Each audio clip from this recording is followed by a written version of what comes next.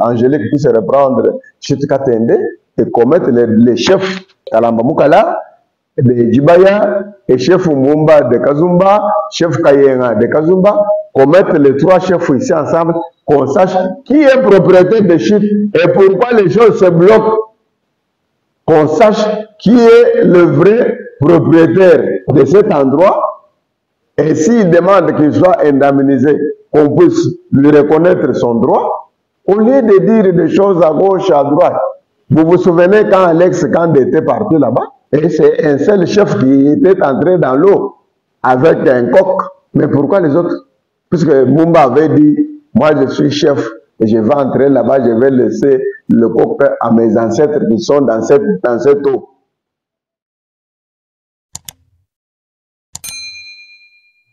Je suis Lunkamba Grégoire, avocat au barreau du Kasaï central et enseignant dans plusieurs universités de droit qui donnent le cours de droit et actuellement secrétaire général de l'université Saint-Laurent de Kananga et fermier. C'est-à-dire j'ai plusieurs qualités là. Moi je suis pour l'élaboration de la Constitution. Je préfère qu'on puisse élaborer une nouvelle Constitution. Pourquoi? Puisque notre Constitution, ce n'est pas une Constitution. Puisque quand vous voyez, on dit que les Congolais, ou les Congolais, ce sont les gens qui se retrouvent au Congo depuis l'indépendance, à la date de l'indépendance. C'est quoi ça? C'est-à-dire la République démocratique du Congo n'a pas existé à l'indépendance.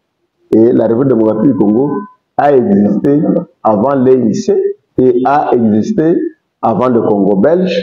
Et on devrait dire dans la Constitution que les Congolais, c'est lui qui se retrouve au Congo avant la conférence de 1885, la conférence de Berlin.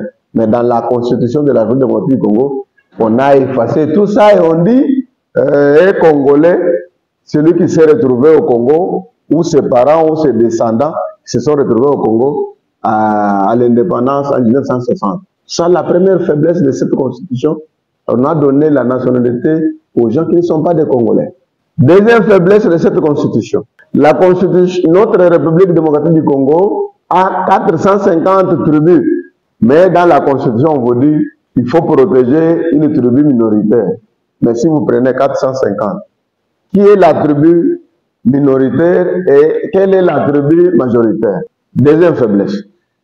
Troisième faiblesse, on vous dit, pour raison de panafricanisme, de l'unité africaine, on peut céder la République, on peut céder 300 km de notre territoire. Mais nous avons 9 voisins. Si vous prenez 300 multiplié par 9, nous avons perdu combien? Vous prenez Congo-Brazzaville, un exemple. Si on dit qu'on va donner 300 km à la République sœur de Congo-Brazzaville, c'est-à-dire vous prenez Brazzaville jusqu'à Kenge, c'est-à-dire le Congo va perdre. Et la ville de Kinshasa, et tout ça, on va annexer où? Pour les raisons de l'unité africaine.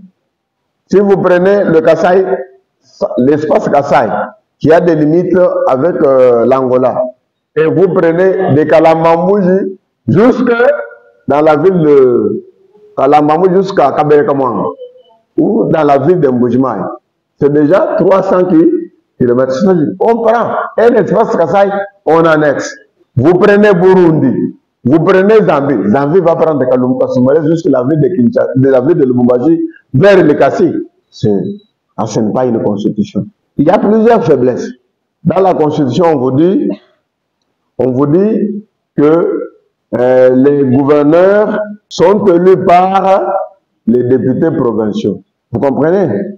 Mais pour se faire élire un gouverneur, vous savez que la constitution a organisé déjà la corruption. Il y a les gens qui sollicitent l'argent, il y a ceux qui sollicitent des véhicules, il y a ceux qui sollicitent des parcelles. Donc, moi, j'aime que cette constitution soit révisée ou qu'on nous élabore une nouvelle constitution de manière à ce que les gouverneurs qui vont diriger les provinces de la République démocratique du Congo soient nommés directement par le chef de l'État et non élus par les députés provinciaux puisqu'on a consacré la corruption. Moi, je préfère qu'on élabore une nouvelle constitution au lieu de réviser certains articles de la constitution que nous avons, puisque cette constitution que nous avons a été adoptée par un parlement qui n'a pas été élu. Les gens, les belligérants et les députés qui ont été nommés, qui n'ont pas été mandatés par le peuple, ce n'est pas une constitution. Pour moi, je ne suis pas pour la révision. Pour moi, je préfère que le chef de l'État, comme il a dit, qu'il constitue une commission de Congolais qui vont réfléchir pour élaborer une nouvelle constitution selon la mentalité et les besoins du peuple congolais. Quand on élabore une nouvelle constitution, on doit intégrer, on n'enlève pas toutes les dispositions, mais on élabore une nouvelle constitution en tenant compte que tout Congolais est égal devant la loi, tout Congolais a droit à la vie, tout Congolais a droit à l'accès du travail, à l'eau, aux études, à l'armée. Le Congo reste toujours un pays laïque. Il n'y a pas une religion d'État en République démocratique du Congo. Et dans notre constitution, nous devons éviter, comme le Congo est un pays laïque, et je préfère que tout Congolais puisse adhérer à sa religion de son choix. Et quand il va adhérer dans sa religion de son choix, on ne puisse pas encore dire que les Congolais les églises doivent faire la politique. Non. Par exemple, la CENI. Il faut qu'on retourne les opérations de vote au ministère de l'Intérieur. On ne puisse pas encore prendre les confessions religieuses puisque ces gens-là sont apolitiques. Mais pourquoi vous prenez les gens qui sont apolitiques pour animer les institutions qui sont politiques? Vous comprenez? Vous prenez un évêque, vous prenez un pasteur, vous prenez tel X ou Y. Vous dites, ce sont les institutions à l'appui à la démocratie. Mais vous, pourquoi les églises? La Constitution dit que notre Congo, la République, c'est un pays laïque. Mais pourquoi vous prenez les prêtres, vous prenez les confessions religieuses pour qu'ils viennent faire de la politique? Puisque battre campagne, faire les opérations de vote, des campagnes, des élections, tout ça, ça c'est la politique. Et on ne peut pas confier la politique aux religieux. Et ils doivent rester faire l'évangélisation. Et ils ne peuvent pas venir faire la politique. C'est ainsi que vous voyez notre pays a toujours des problèmes.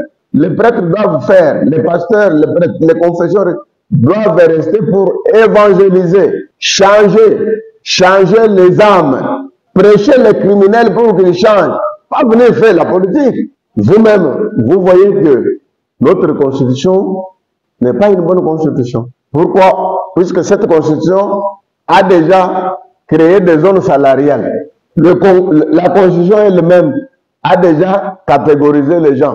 Telle province, autant d'argent. Telle province, autant d'argent. Telle province, autant d'argent. Autant de salaires. Est-ce que c'est correct? Non. Ça, ce n'est pas une constitution. Puisque la constitution elle-même crée déjà la discrimination. Il y a les mêmes personnes qui ont le même numéro matricule, mais les autres qui sont bien payés et les autres ne sont pas bien payés. On vous dit, nous sommes des entreprises publiques de l'État, nous sommes de la fonction publique, mais tout ça, qui paye? C'est l'État.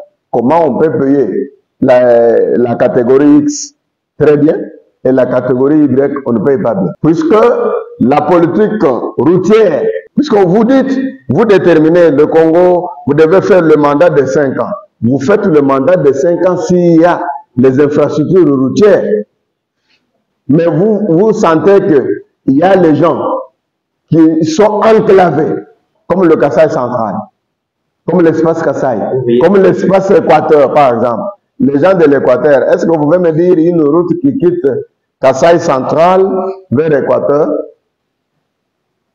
Les gens de l'Équateur, pour aller à Kinshasa, ils prennent toujours le bateau, alors qu'il y a la route. Parce qu'ici, au Kasaï, à Djimbelenge, il y a une route qui va jusqu'à l'Équateur. Quand vous quittez Dekessé, vous traversez, vous sortez jusque dans la ville de l'Équateur, dans la ville de Bandaka. Mais pourquoi toutes ces routes-là n'ont pas été réhabilitées? Et les gens parlent Vous parlez de social de la population. Et les gens, nos frères de l'Équateur, ils produisent beaucoup de poissons, ils produisent du maïs, des cafés, des cacao, etc. Mais ils vont les vendre où? Vous parlez de Chitkaten. Si aujourd'hui, on vous donne le courant de Chitkaten, vous allez transformer quoi? Seulement pour voir la télévision. Quand on donne le courant, c'est pour industrialiser, développer nos milieux, transformer.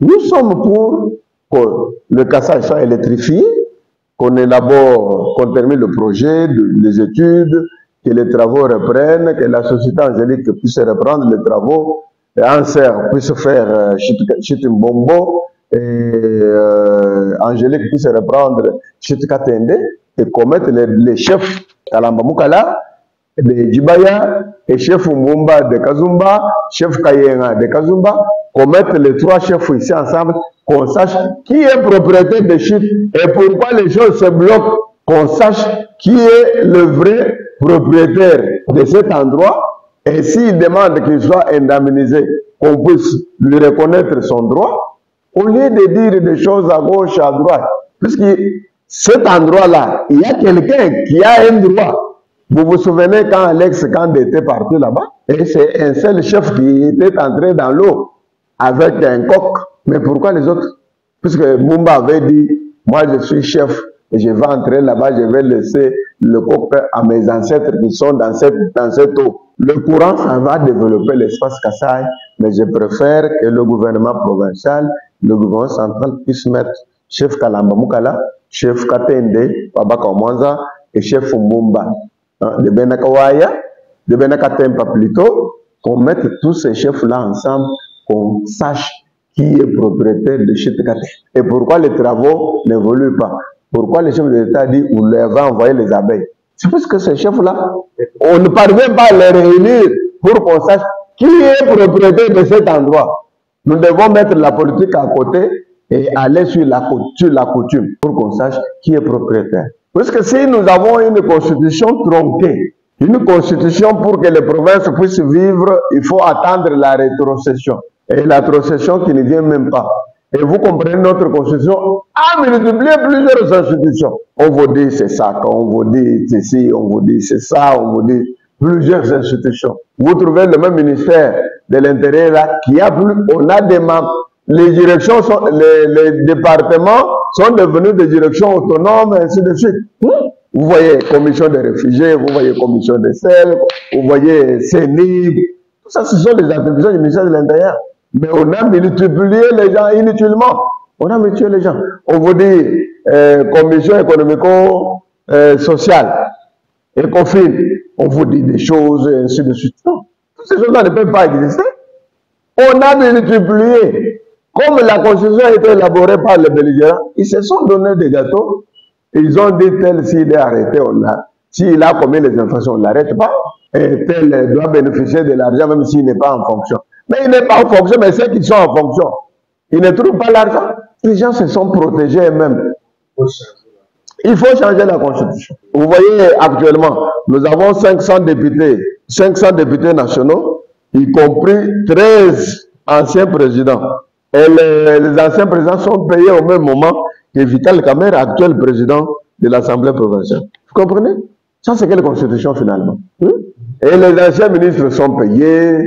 Non, ça c'est une constitution à jeter dans l'eau. Et j'invite le chef de l'État à doter la salle qui avait abrité l'élaboration de la constitution de Luambourg de 1964, que cette salle soit équipée, que tous les éminents juristes, professeurs, dans toutes les disciplines, viennent à Luambourg, qu'ils soient reçus par leur gouverneur, Joseph Moïse Kamboulou, Moyabunende, qui est convoqué à Kinshasa par son Excellence, Monsieur le ministre de l'Intérieur, pour une consultation. Il va les recevoir et les gens vont réfléchir pendant 45 jours. Et au Kassai, il n'y a pas de sécurité. Les gens vont réfléchir et nous allons procéder au référendum. On adopte la nouvelle constitution et je préfère que... Et les chefs de division, qu'on puisse avoir les chefs de division de non-originaires, qu'on puisse avoir le gouverneur non-originaire et le Congo va se développer. Moi, je préfère que cette constitution soit élaboré selon les réalités de la République démocratique du Congo et selon le besoin des Congolais, pas avec le besoin des pays étrangers ou de la communauté internationale.